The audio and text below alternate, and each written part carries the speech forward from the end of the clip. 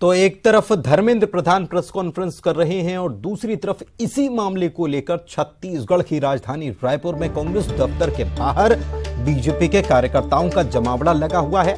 हमारी सहयोगी ममता वहां पर मौजूद है। चक्का जाम वहां कर दिया गया है।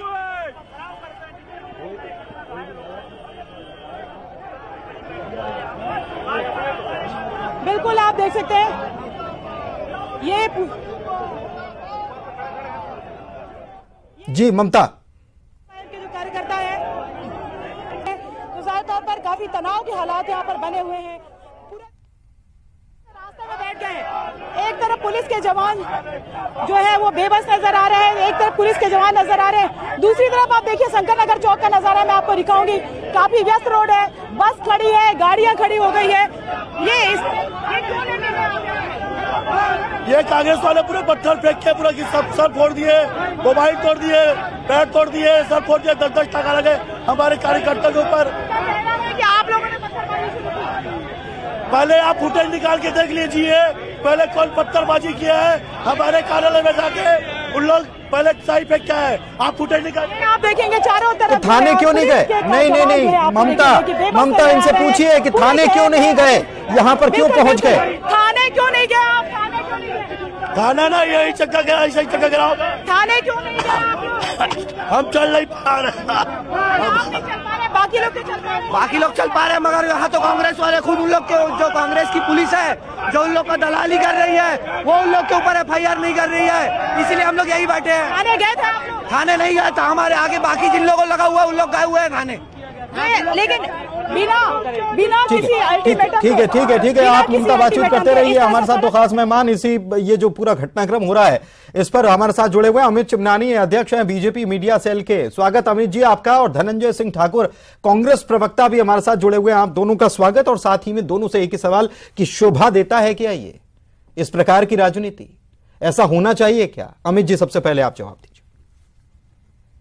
देखिए, भाजपा के कार्यकर्ताओं पर, भाजपा के कार्यालय पर, भाजपा के नेताओं पर कालिक पोतने का काम कांग्रेस के कार्यकर्ताओं ने यहाँ पर आकर के किया। क्या जरूरत थी इसकी? वो लोग शासन में हैं, उनके ऊपर तो ये जिम्मेदारी है कि कानून व्यवस्था बेहतर हो। उसके बाद अगर कोई संवैधानिक प्रक्रिया चल रही है और किसी बात पर न्यायालय में कोई डिसीजन आया है तो उस पर कानूनी प्रक्रिया और संवैधानिक प्रक्रिया का पालन सबको करना चाहिए। राजनीतिक टिप्पणियां भी होती हैं वहां तक, ठीक है। ये कौन सा तरीका हुआ कि आप लाठियां लेकर के, काली शाही लेकर के और पुतले लेकर के आप बीजेपी कार्यालय के सामने आ गए? ये क्या शर्म नहीं आई कांग्रेस के लोगों को करने में? क्यों किया? और आप एक प्रश्न पूछ रहे थे कि हमारे कार्यकर्ता वहां क्यों गए? हमारे कार्यकर्ताओं का सर अगर फोड़ दिया गया तो लोकतांत्रिक हमारा अधिकार है कि थाने तो हमारे लोग गए हैं, लेकिन थाने के जाने के साथ साथ हमारा लोकतांत्रिक अधिकार है कि हम प्रदर्शन भी करें। ये संविधान ने दिया है हमें। क्यों हमारे कार्यालय आए कांग्रेस के लोग? क्यों काली पोती, क्यों डंडे लेकर के आए? क्यों हमारे कार्यकर्ताओं का सर फोड़ा? ये शासन में है, शासन के लोगों का ये काम नहीं है। ये निंदनीय है, शर्मनाक। नहीं तो कानून व्यवस्था की जिम्मेदारी कांग्रेस शासन में तो क्या कांग्रेस की अकेले की है? क्या राज्य के हर नागरिक की नहीं है? क्या विपक्ष होने के नाते जिम्मेदारी बीजेपी की नहीं है? क्या आपको नहीं लग रहा है कि वहां पर क्या परिस्थिति बन सकती है? क्या आपको नहीं लग रहा है कि वहां पर भी पत्थर चल सकते हैं? नहीं, हम देख रहे हैं विजुअल्स में कि कांग्रेस के जो कार्यकर्ता हैं राजीव भवन से लाठियां फेंक रहे हैं। ये विजुअल्स में दिख रहा है, हमारा आरोप नहीं है। हाँ। तो कांग्रेस भवन में लाठियां क्यों रखी जाती हैं? ये कांग्रेस के नेता बताएंगे। क्यों लाठियां फेंक रहे हैं? क्यों हमारे बीजेपी कार्यालय आए थे? क्यों हमारे नेताओं के ऊपर काली पोतने की कोशिश की? क्यों हमारे नेताओं का पुतला जलाया? इसका जवाब तो कांग्रेस के लोगों को देना है। धनंजय जी जवाब दीजिए। जनता पार्टी कार्यालय में उपद्रव नहीं किया है, लेकिन भारतीय जनता पार्टी के कार्यकर्ता जिनको संघ और शाखा में सिखाया जाता है गुंडागर्दी करना, वो यहाँ पे कांग्रेस भवन में आकर उन्होंने दिखाया है।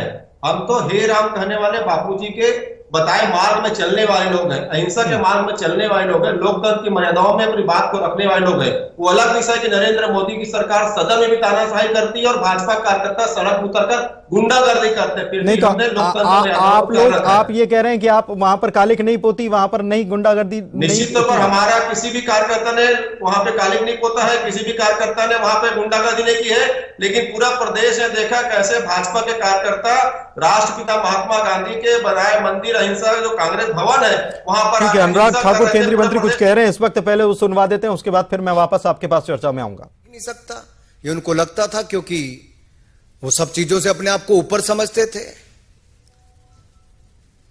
तो सूरत के कोर्ट ने तो याद करवाया कि 2018 में भी तुम्हें कहा था भाई सुधार नहीं हुआ, उसके बाद बार बार आपने गलतियां की हैं, और एक सांसद जब ये गलती कर रहा है तो कुछ ना कुछ दंड ऐसा देना चाहिए कि अब भविष्य में ना हो। जहां तक सदस्यता जाने की बात है, ये लिली थॉमस केस में बहुत स्पष्ट है जी, सुप्रीम कोर्ट की जजमेंट के बाद, कि 2 साल का दंड हुआ और दोष सिद्धि के बाद अगर उसके ऊपर रोक नहीं लगी तो आप सस्पेंड माने ही जाते हो। इसकी तो पुष्टि करने का काम ही केवल लोकसभा में होना था। And the Lok Sabha Speaker has only confirmed the legal position. He is not required to take any decision or pass any speaking order. The decision falls under the provisions of Article 102(1)(e) of the Constitution of India, read with the Section 8 of the Representatives of the People Act 1951. लेकिन जो धर्मेंद्र जी ने कहा स्पष्ट है कि 2 साल की। चलिए, तो अनुराग ठाकुर भी बता रहे हैं कि भाई जो कल आदेश आया कोर्ट का, उसके बाद से अपने आप ही ये सदस्यता जो है वो समाप्त हो जाती है। ये बिल्कुल पहले से बना हुआ प्रावधान है, ये तो कानून बना हुआ है, नियम बना हुआ है। फिर से चर्चा में चलते हैं, हमारे साथ 2 खास मेहमान लगातार जुड़े हुए हैं, और रायपुर में जो चल रहा है, इसी मुद्दे पर जो रायपुर में चल रहा है उसकी हम बात कर रहे हैं। धनंजय जी, आप कुछ कह रहे थे, अपनी बात रखिए। मैं कहना चाहता हूं, लोकतंत्र में हर किसी को अपनी बात रखने का अधिकार है, पर भारतीय जनता पार्टी को लोकतंत्र से मतलब ही नहीं है। ये तुगलक की तरह काम करने वाली पार्टी है, ये तानाशाह की तरह काम करने वाली पार्टी है। सदन में भी ना तो आवाज सुन सकती है, ना तो सड़क में। देखे ना, आखिर राहुल गांधी जी ने सदन में क्या मांग किया? जो अडानी ने हेरा फेरी किया, जिस अडानी के साथ भारतीय जनता पार्टी के रिश्ते हैं, नेताओं के हैं, जिसने देश के जनता के पैसा में लूट मार करने का काम किया, उसकी जेपीसी जांच की मांग की है। तो जेपीसी जांच को मांग को ठुकरा कर अडानी को बचाने के लिए सदन को पहली बार देखा इस देश ने कि सत्ताधारी दल सदन को चलने नहीं दिया था। सदन में बोलने वालों की आवाज बंद कर दी जाती है। पूरा देश ने इस चीज को देखा है, और जिस कोर्ट की बात आप कर रहे हैं उसी कोर्ट ने तो फैसला सुनाया है कि 2 साल की सजा, उसी कोर्ट ने जमानत दिया है, और उसी कोर्ट ने 30 दिन की अपील का टाइम दिया है। क्या कोर्ट ने सजा सुनाते ही सजा को शुरू कर दिया? क्या उसने अपील का टाइम दिया ना? तो समझ में आता है कि जो डरी हुई केंद्र में बैठी नरेंद्र मोदी की सरकार है, जिसका मकसद अडानी के हेरा फेरी को बचाना है, वो किस प्रकार से राहुल गांधी जी को आवाज को बंद करना चाहते हैं, ये उसी का परिणाम है। लोकतंत्र के खिलाफ एक काम किया। आपने अनुराग ठाकुर जो केंद्रीय मंत्री अभी बोल रहे थे, उनको ध्यान से शायद सुना नहीं मेरे ख्याल से। वो कह रहे थे कि कोई उसके लिए कोई लोकसभा अध्यक्ष जो हैं, उन्होंने साफ कहा कि उनको कोई अलग से कदम उठाने की या उसके ऊपर कोई एक्शन लेने की जरूरत नहीं है, ये तो प्रावधान है भाई। और वो बिल जो फाड़ा था, वो आपने वो भी सुना होगा, धर्मेंद्र प्रधान कह रहे थे कि जो बिल जो फाड़ा था वो यही वाला बिल था, इसी को लेकर कि नहीं होना चाहिए, उन्होंने फाड़ दिया था ये। और एक चीज याद दिला रहा हूं कि थोड़े दिन पहले एक प्रेस कॉन्फ्रेंस हुई थी, राहुल गांधी ने क्या कहा था? Unfortunately I am a member of parliament. याद होगा आपको तीनों चीज। मैं आपसे कह रहा हूं ना भाई, कोर्ट ने सजा सुनाया, उसी कोर्ट ने जमानत दिया, उसी कोर्ट ने 30 दिन का अपील का टाइम दिया। ठीक है, करिए ना, शुरू हो गई, करेंगे ना, अपील करेंगे। लेकिन जो नरेंद्र मोदी की सरकार डरी हुई है ना, जो अडानी को बचाने के लिए जो लोकतंत्र की हत्या कर रही है, जो संविधान का विपरीत काम कर रही है, मैं तो समझता हूँ कोर्ट ऑफ कंटेम्प्ट भी है कि जो कोर्ट खुद अपील का टाइम दे, जो कोर्ट जमानत दे। कोर्ट ने तो सजा के लिए अपील का टाइम दिया ना सर, कोर्ट ने तो इसके लिए अपील का टाइम दिया। तो क्या सजा शुरू हो गई? तो कोर्ट ऑफ कंटेम्प्ट है ना, कोर्ट ने 30 दिन का टाइम दिया ना भाई। हाँ, तो 30 दिन के पहले आप कैसे कार्रवाई कर देंगे? नहीं तो कोर्ट भी होता है। नहीं तो ये तो नियम पहले से बना हुआ है कि जिस दिन सजा हुई उसके बाद ही ये हो जाएगा, ये तो पहले से बना हुआ है। जैसे छत्तीसगढ़ में विधानसभा में, ये तो आप जानते हैं, विधानसभा में वेल तक जैसे ही पहुंच जाते हैं तो स्वयमेव ही निलंबित हो जाते हैं, ये आप जानते हैं। वैसा ही है ये। बिल्कुल बिल्कुल आपने सही, लेकिन जिस कोर्ट ने जिसमें अपील का टाइम दिया, मतलब आप समझ सकते हैं उसके सजा के खिलाफ अपील कर सकते हैं आप, मतलब सजा आपकी शुरू नहीं हुई है और सजा शुरू नहीं हुई है और निर्णय दे दिया गया। ये तो सीधा सीधा लोकतंत्र का विरोध है। लोकतंत्र के साथ साथ उसको चलिए ठीक है, ये तो कानूनी पहलू है, कानूनी पहलू पर तो आप लड़ेंगे। हाँ, तो ये मुद्दा लेकर जाएंगे ना, कोर्ट में जाएंगे ना ये, मतलब अगर बिल्कुल जाएंगे। जनता की आवाज को कुचलने के लिए, जनता की मांग उठाने और कुचलने के लिए नरेंद्र मोदी की सरकार अलोकतांत्रिक कृत्य कर रही है और लोकतांत्रिक कृत्य में कोर्ट को सामने कर रही है। जब कोर्ट का जब सम्मान नहीं कर सकती, लेकिन ये सब जो हो रहा है, ये आप कानूनी लड़ाई लड़ेंगे, ठीक है, आपने बता दिया कि भाई हम ये कानूनी अधिकार है, सबको है, सही बात है, बिल्कुल सही बात है। लेकिन भारतीय जनता पार्टी के दफ्तर पहुंचने की क्या जरूरत थी भाई आपके कार्यकर्ताओं को? हमारा कोई कार्यकर्ता भारतीय जनता दफ्तर नहीं पहुंचा है। पुतला दहन करने का काम जो सड़क पुतला जलाया गया है, भाई सड़क पुतला जलाया गया है ना, वहां पे भारतीय जनता पार्टी दफ्तर कौन कार्यकर्ता पहुंचा? लेकिन यहाँ तो देखिए ना कैसे राष्ट्रपिता महात्मा गांधी के जो मंदिर है राजीव भवन, जहां अहिंसा की बातें होती है, अहिंसा का मंदिर माना जाता है, वहां गुंडाई कर रहे थे भाजपा कार्यकर्ता, पथराव कर रहे थे, लाठियां फेंक रहे थे, पेट्रोल पंप फेंक रहे थे, पेट्रोल टैंक बम बना के लेके आए थे। ये क्या चाहते हैं? ये हिंसा करके क्या आवाज को दबाना चाहते हैं? सड़क में इस प्रकार के लोगों की जनता की आवाज दबाना चाहते हैं क्या? पत्थर, लाठी, डंडे, पेट्रोल बम की आप बात कह रहे हैं। एक बड़ी खबर इस वक्त बता दें पहले कि केंद्रीय गृह मंत्री अमित शाह जो हैं वो जगदलपुर पहुंच चुके हैं। 2 दिन का उनका बस्तर का दौरा है। सीआरपीएफ का कार्यक्रम जो है वो उसमें शिरकत करने वाले हैं। एयरपोर्ट पर सीआरपीएफ के अधिकारी वेलकम करने के लिए मौजूद हैं। बीजेपी के नेता भी एयरपोर्ट पर पहुंचे हुए हैं।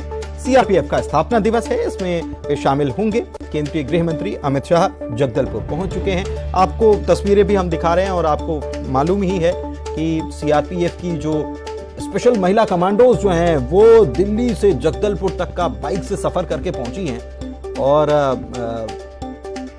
उनका भी बहुत शानदार स्वागत किया गया। इसमें छत्तीसगढ़ की बेटियां भी हैं और उस कार्यक्रम में सीआरपीएफ का चूंकि ये कार्यक्रम है और इसमें शिरकत करने के लिए पहुंचे हैं केंद्रीय गृह मंत्री अमित शाह। सीआरपीएफ का स्थापना दिवस, डेयर डेविल्स, सीआरपीएफ की महिला डेयर डेविल्स की टीम जो है वो पहुंची हुई है और उसी कार्यक्रम में शिरकत करने के लिए आए और 2 दिनों का दौरा है और सीआरपीएफ कैंप के लिए वे रवाना भी हो चुके हैं। तो ये एक बड़ी खबर भी आपको हम इस बीच बता रहे हैं। जो बवाल चल रहा है उसकी जानकारी और पल पल का अपडेट तो हम दे ही रहे हैं। साथ में हमारे साथ 2 खास मेहमान चर्चा करने के लिए भी जो हैं वो जुड़े हुए हैं और ये सीआरपीएफ के अधिकारी उनका वेलकम करने के लिए पहुंचे थे, उनको ग्रीट करने के लिए पहुंचे हुए थे। और चलिए एक बार फिर से चर्चा की तरफ रुख कर लेते हैं और अब मैं आता हूं आपके पास चिमनानी साहब। चिमनानी साहब, अभी हमने सुना धनंजय जी तो कह रहे हैं कि भाई हमारा तो कोई कार्यकर्ता पहुंचा नहीं, केवल पुतला दहन करने के लिए पहुंचे हुए थे और आप लोग आरोप लगाने लग गए कि वहां पर लाठी और कालिक पोती गई, पत्थर फेंके गए, ये तमाम तरीके के आरोप लगा रहे हैं। क्यों ये आरोप लगा रहे हैं? मतलब कोई तो एक सच बोल रहा होगा और कोई तो एक झूठ भी बोल रहा होगा। जो आपके अमित जी,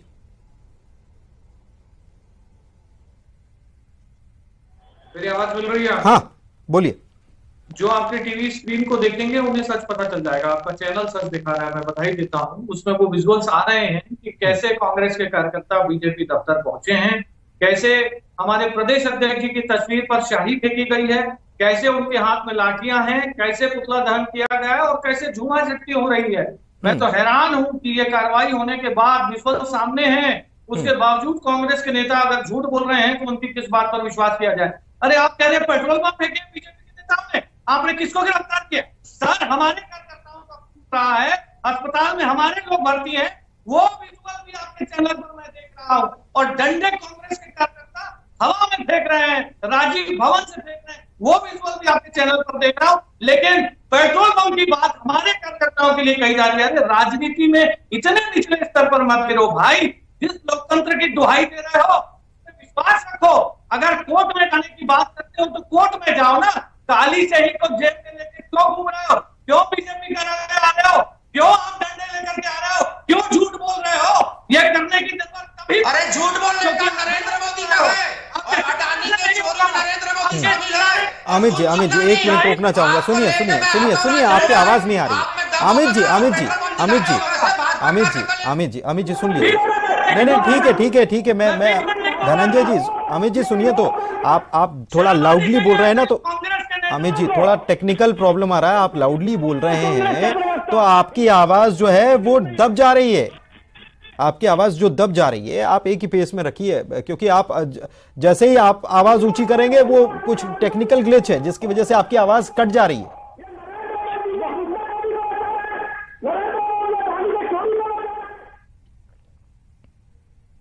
तो इनके सर पर नहीं फूटेगा पेट्रोल पंप, ये तो टीवी में टिकट कर रहे हैं, इनके सारे नेता भाजपा के हैं। अरे चिल्लाने से नहीं होता, इनको चुप कराइए पुलिस जी, इनको चुप कराइए, हमारे एक एक करके इनको चुप कराइए, एक करके बोल खोलता हूँ अभी, इनको चुप कराइए, इनका आवाज कम कर दीजिए। अच्छा ठीक है धनंजय जी आपने बड़ी बहुत गंभीर बात कही है। आपने कहा है कि पेट्रोल बम लेकर आए थे, आपने कहा पत्थर लेकर आए थे, आपने कहा लाठी लेकर आए थे, आपने कहा डंडे लेकर आए थे, हमला करने वाले थे। सुन तो लीजिए धनंजय जी, आपने कहा कि हमला करने वाले थे, ये बहुत बड़ा थ्रेट है। देखिए, एक उस पार्टी के लिए जो बहुत पुरानी पार्टी है, देश की सबसे बड़ा पुरानी पार्टी है। धनंजय जी सुन रहे हैं क्या? धनंजय जी सुन रहे हैं क्या? देश की सबसे पुरानी पार्टी है आप। अरे क्या बात करेंगे, बम फेंकने वाले लोग, ये राष्ट्रपिता महात्मा गांधी की हत्या करने वाले के जयकारा लगाने वाले लोग, ये क्या बात करेंगे? ये सदन के माइक बंद करने वाले लोग हैं, ये सड़क पे शांति से बात करेंगे क्या आप लोग? आप दोनों शांति से बात करेंगे क्या? देखिए, आवाज ऊंची करने से भी आवाज उतनी ही आएगी। नहीं सुन तो लीजिए। और इनको सामने का डीजल बम तो बना के भेजा था, उनको पेट्रोल बम लेके भेजा था, ये कैसा लोकतंत्र की बात करेंगे? हत्या। धनंजय जी सुन रहे हैं क्या आप? धनंजय जी मेरा एक सवाल है, उसका जवाब देंगे क्या? धनंजय जी मेरा एक सवाल है, धनंजय जी आप सुन रहे हैं क्या? धनंजय जी आप जवाब देंगे क्या? जवाब देंगे क्या? चलिए, अब वक्त एक ब्रेक का हो गया, थोड़ा शांति धर लीजिए। आप लोग दोनों पाली पी लीजिए, थोड़ा शांति धर लीजिए, ब्रेक के बाद फिर करेंगे चर्चा। वक्त एक ब्रेक का।